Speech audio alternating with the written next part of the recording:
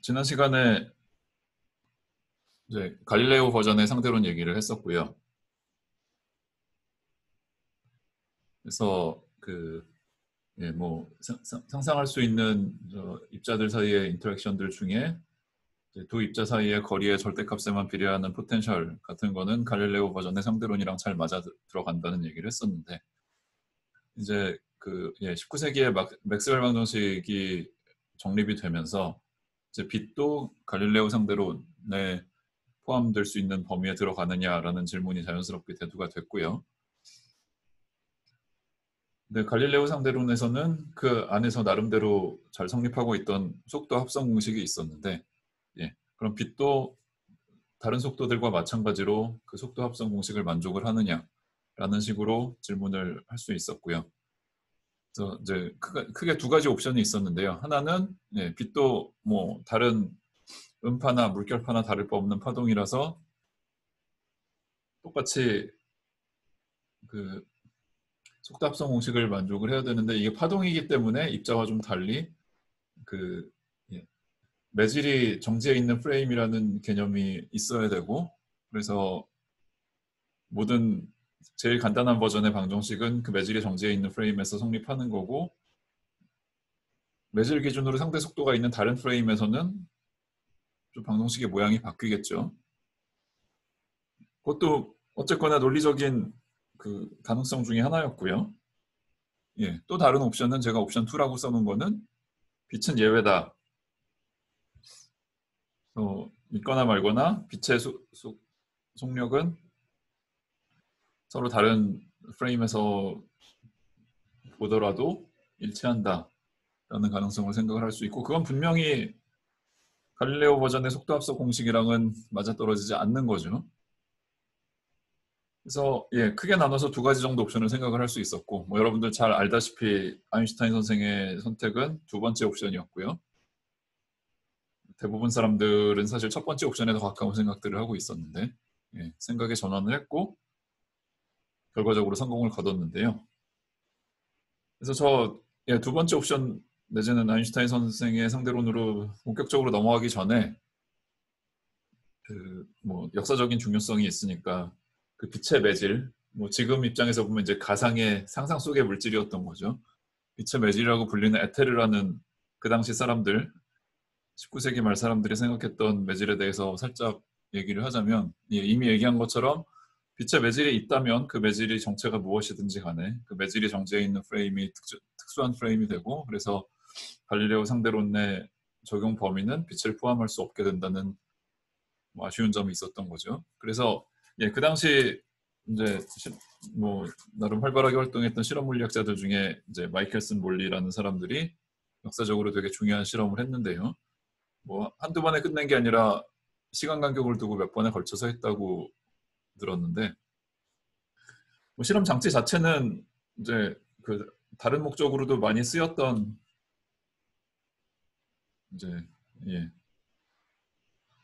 간섭계인데요. 이제 광원이 있고 거울들이 있고요.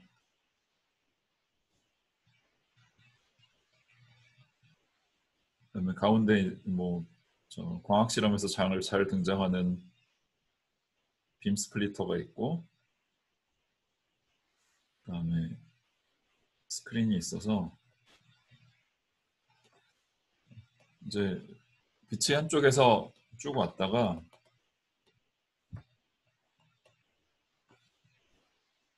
요즘은 레이저가 있으니까 사실 이런 실험 세팅하기도 되게 상대적으로 쉬울 텐데, 그 당시에는 레이저 없이 이런 실험들을 다 어떻게 했는지 좀 생각해보면 놀라운 면도 있긴 있어요.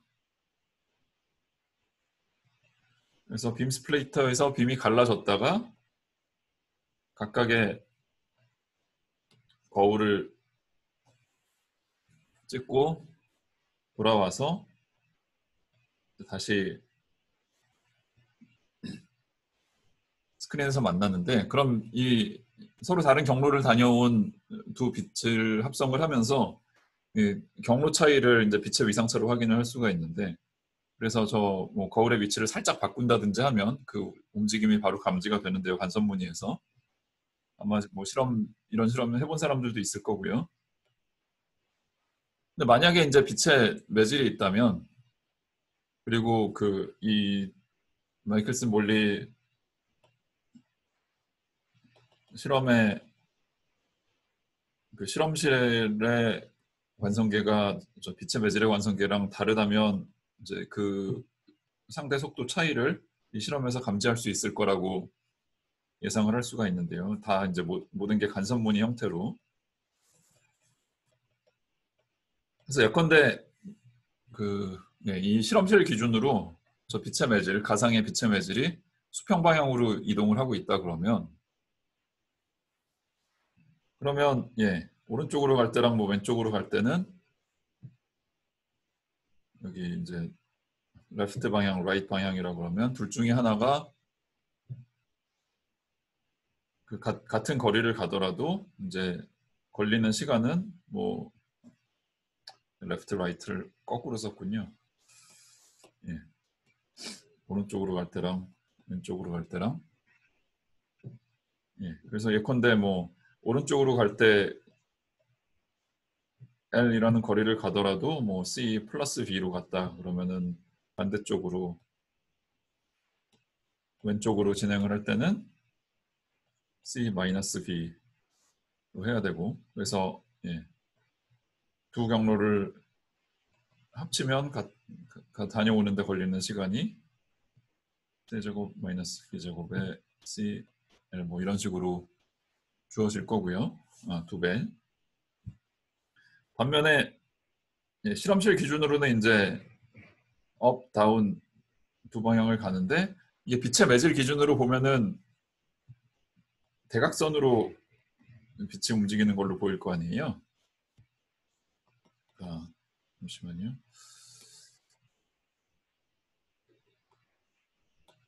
빛은 다 빨간색으로 표시를 하겠습니다.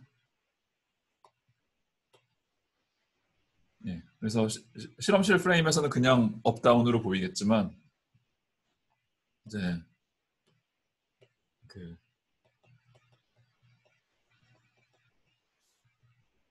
이게 랩 프레임이고 하지만 매질의 프레임에서는 이게 대각선으로 움직이는 걸 테고 그 대각선의 기울기가 이제 빛의 속도 대비 매질의 속도 이게 나올 거란 말이에요. 그래서 업도 그렇고 다운도 그렇고 각각이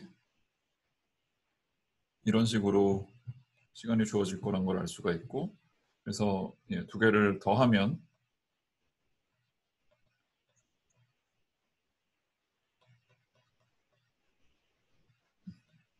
이렇게 시간이 걸릴 거고요. 그래서 이게 두 개가 값이 다르기 때문에 그 차이를 위상차로 이 간섭 실험에서 밝혀낼 수 있을 것이다 라고 기대를 할 수가 있는데 실제 역사가 어떻게 증언을 해주고 있냐면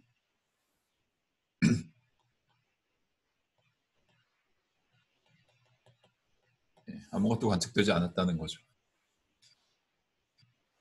그래서 뭐 아인슈타인 선생이 아마도 이 실험 결과를 알고는 있었을 것 같고요. 다만 뭐 이 실험 결과를 그렇게 중요시 생각했던 것 같지도 않고 그냥 아까 얘기했던 두 가지 옵션 중에 맥스웰 방정식만큼은 뭐 저 에테르의 존재가 있건 말건 건 모르겠고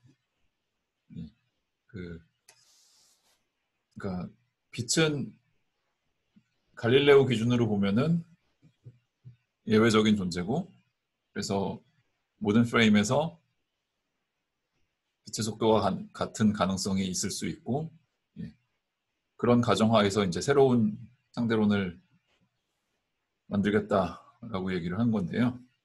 그래서 뭐 더 시간 끌지 말고 바로 아인슈타인 선생의 이제 특수상대론으로 넘어가 보겠습니다.